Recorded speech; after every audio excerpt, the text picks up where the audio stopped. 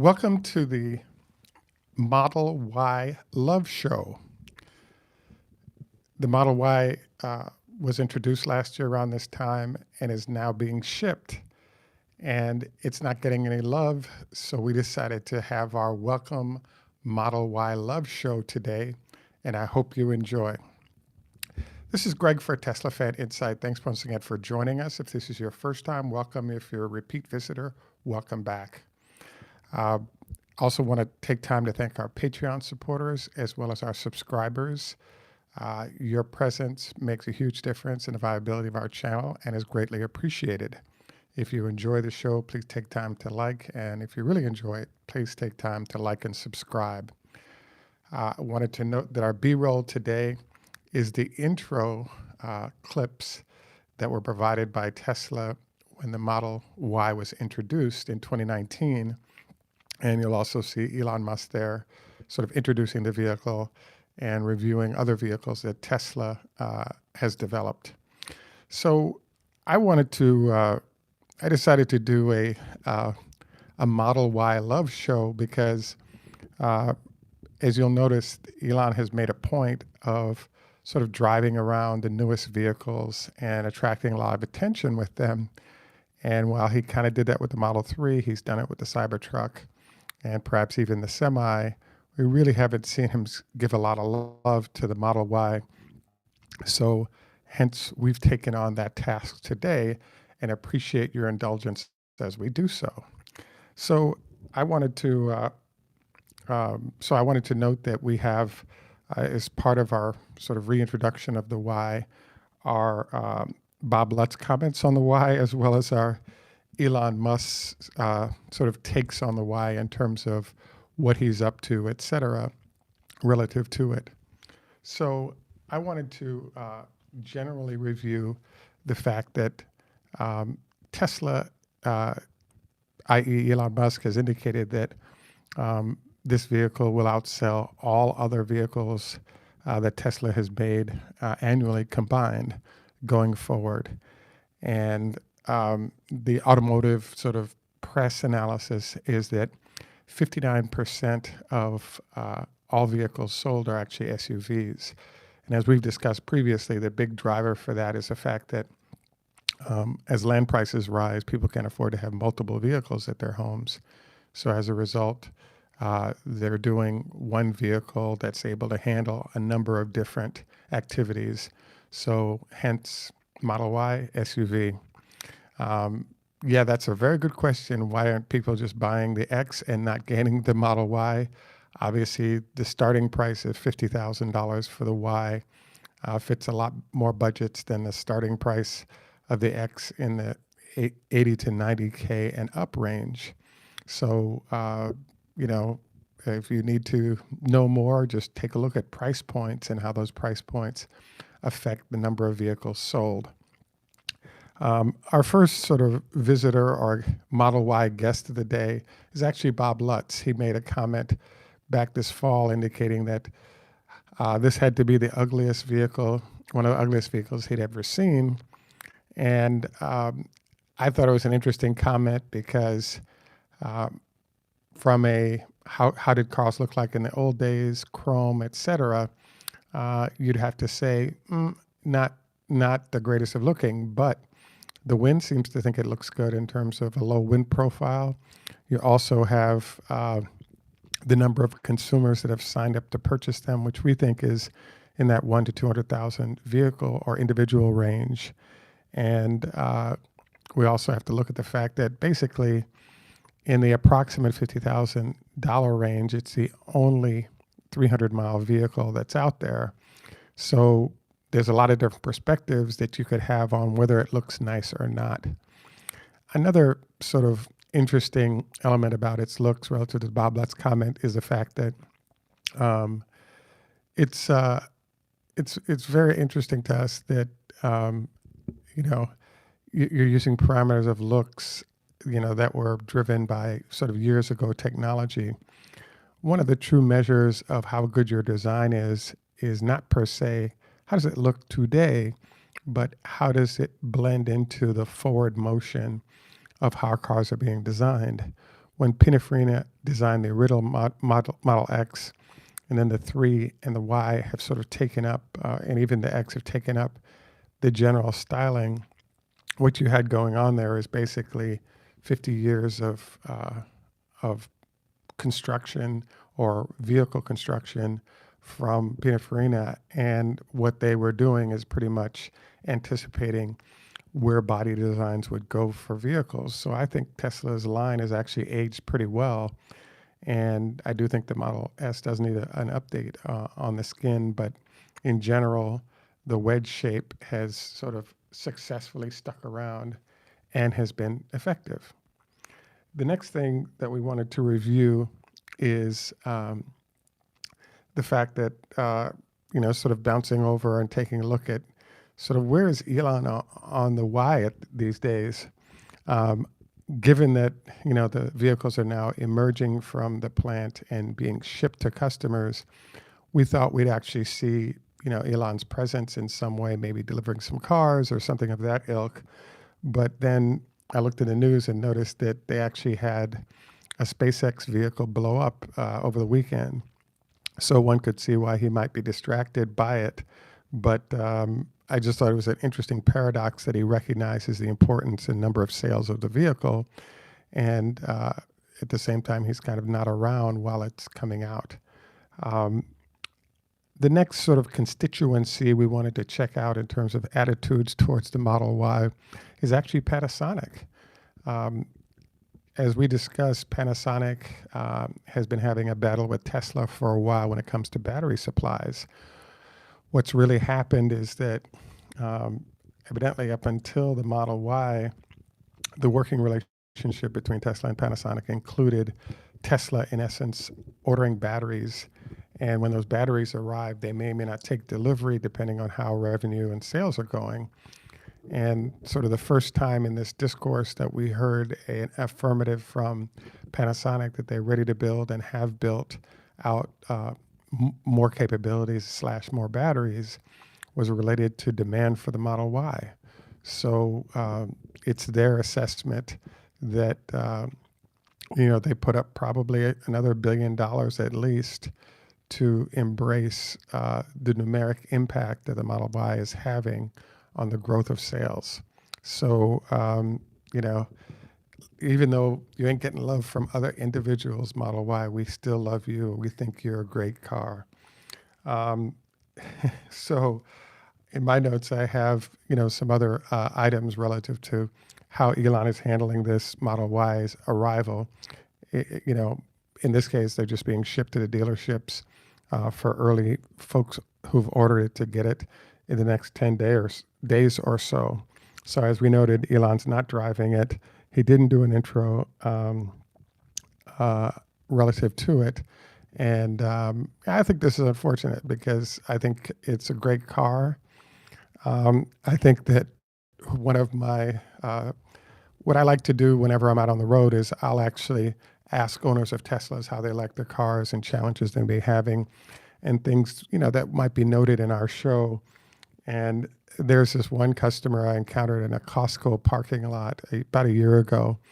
And she's a mother with, I guess sub 5-year-old kids. So she had car seats in the car.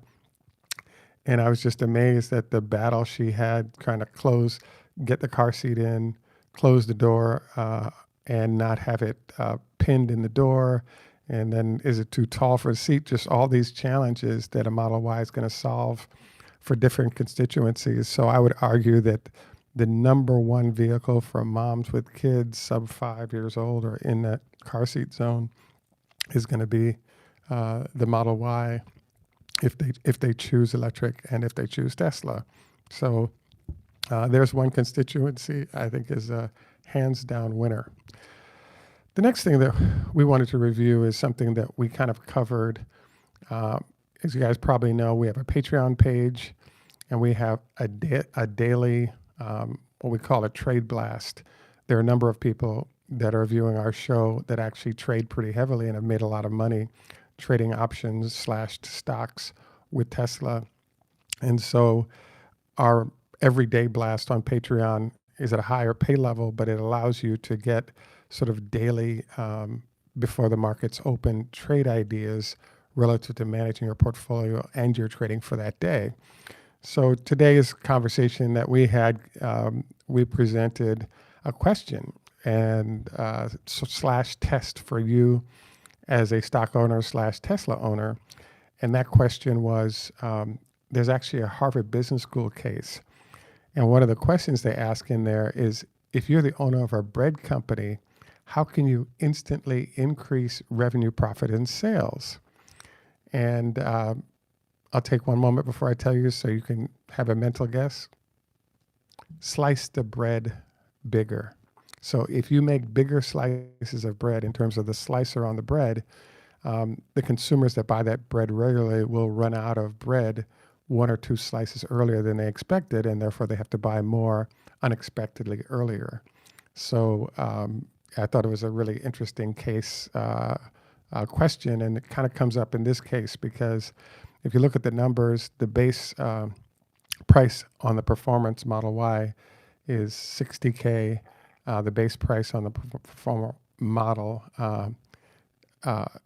3 is actually $56,000. So that's a $4,000 gap upward as you move into the Model Y.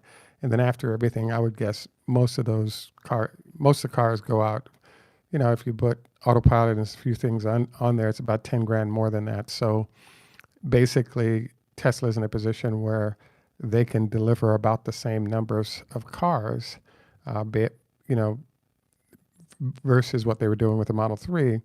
But now they're going to be getting, call it $4,000, $5,000 more per vehicle. So do not be surprised if Tesla's run of number of vehicles could be the same, but their revenue slash profit could rise nicely because the Model Y is replacing a lot of people who previously were just buying the Model 3 because that's all they had access to.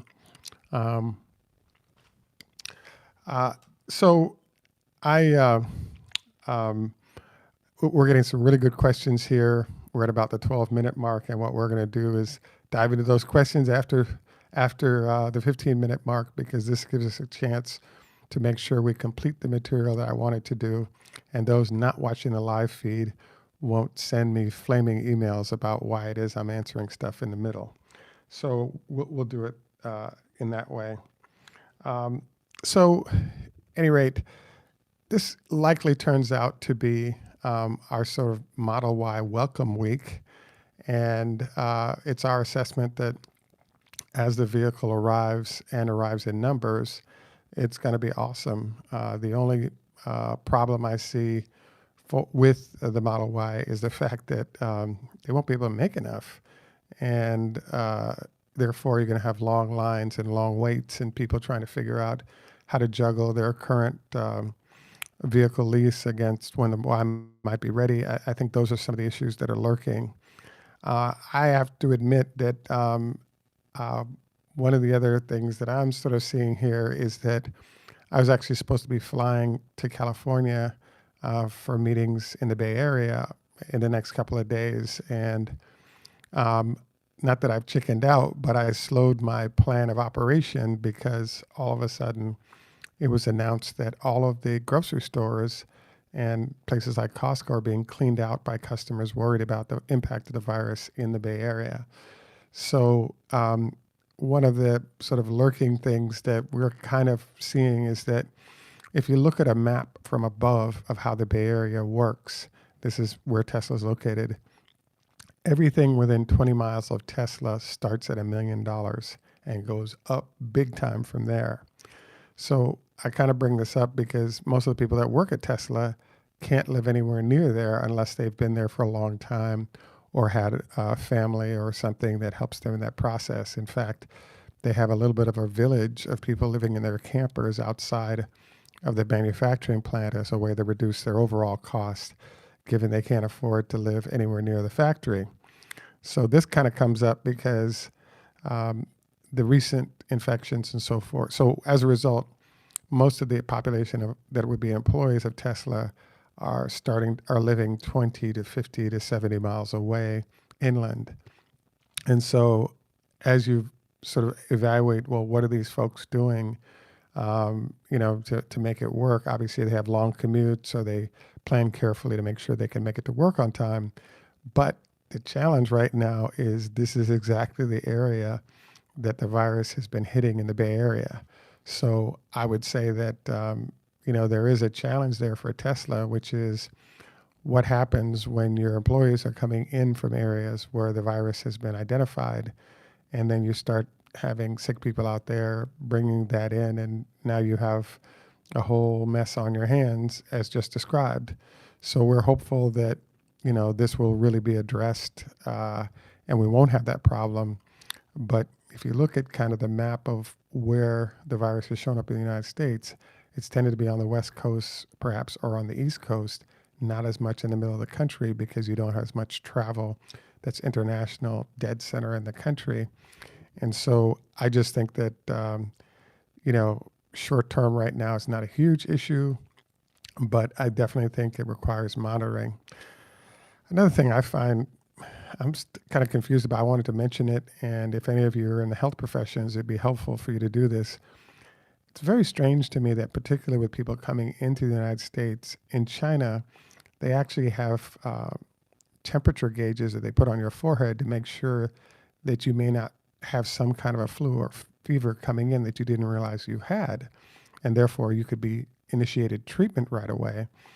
When I look at what's happened in the United States, I'm very surprised to see international arrivals, and there's no effort being made to at least do a cursory test of folks coming in to make sure that they're not sick. And I'm kind of surprised by this because of the severity. Another thing that popped to mind is that Bill Gates pointed out that this may be the 100-year sort of virus that we've all feared. And as you know, he's put a lot of money into global health. And he ran some numbers rolling in based on kind of what happened evidently in the 50s, as well as back to 1928. And I believe in the 50s, like 100,000 people died. And in 1928, they had as many as 50 million people die from, different kinds of virus in both cases. And he was saying that this indeed might be one of those. So it's just interesting to me that we're really not seeing the kind of response that makes sense given the potential impact of what's going on. So, I guess I want to encourage you to be cautious as I'm being cautious with this whole thing as well, because it doesn't seem, it seems like the answer to how to deal with this is sort of backwards, if you will. So, I just saw a comment go by where why don't they test the people before they get on the plane rather than after they get off of it? And that's a good point. One of the challenges I'm told is that many people are asymptomatic, as in no symptoms, and then they get it, but they've started infecting people before they showed any symptoms. So that is one of the challenges. So I guess this virus is actually pretty creative and pretty damaging in terms of impact it's having on everyone and everything. So I guess the final note would make is that there's a 5% up comment that I just saw go by. Stock's doing great as a result of the general market recovering and the companies that are deserve to be high up there because they're making things happen, getting the stock boost that they deserve, and Tesla is definitely on that list. I wanted to, just say, I just want to encourage all of you to be healthy and cautious in terms of your process. Part of the reason I didn't get on the plane was that I got a little bit of a cold from my California trip, and my thought was to be totally healthy before getting on a plane into an environment where being slightly unhealthy could be very, very dangerous because your immune system's a little bit down, and therefore you potentially could have an issue. So, at any rate, this is, we've seen, several comments go by.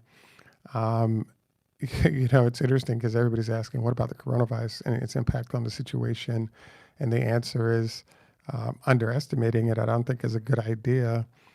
It's better to operate on the side of caution and assumptions and have it not be the case than the opposite. Tesla has a smaller number of supply chain entities combined with the fact that they're mostly situated domestically in the United States. or in Germany/Europe. So while they do have cases that are being dealt with, the severity is nothing like having a large supply chain like Apple, where you depend on China to sort of feed a lot of products that are now not being made or being made in smaller quantities because you can't get everything you need. So, we'll see how this kind of plays out.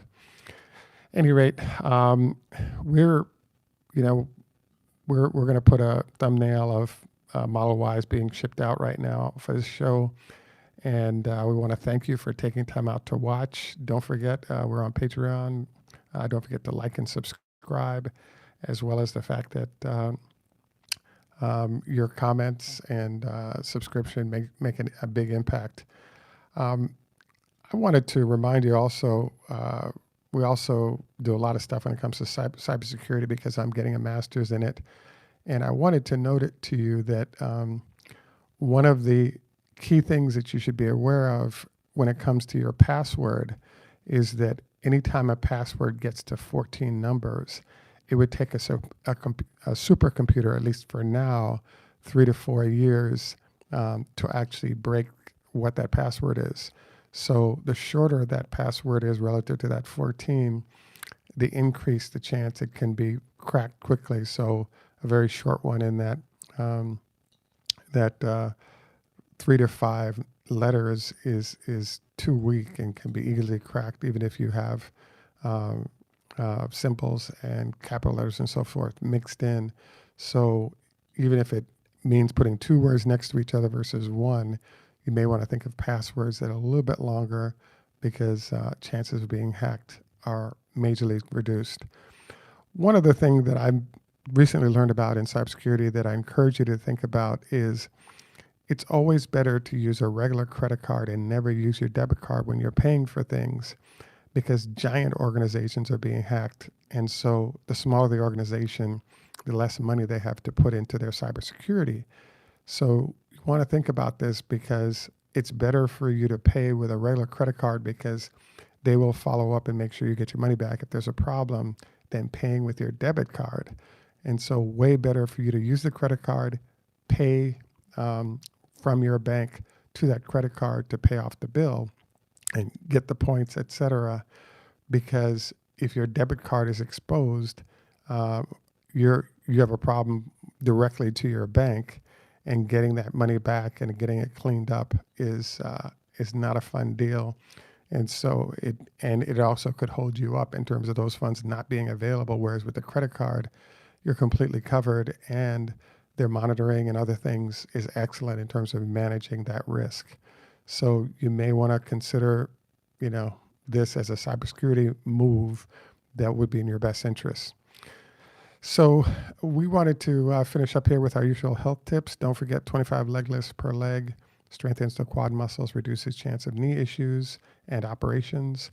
Don't go to bed within 4 hours of eating, preferably at least 2 to let the food digest a bit so that you don't get acid reflux.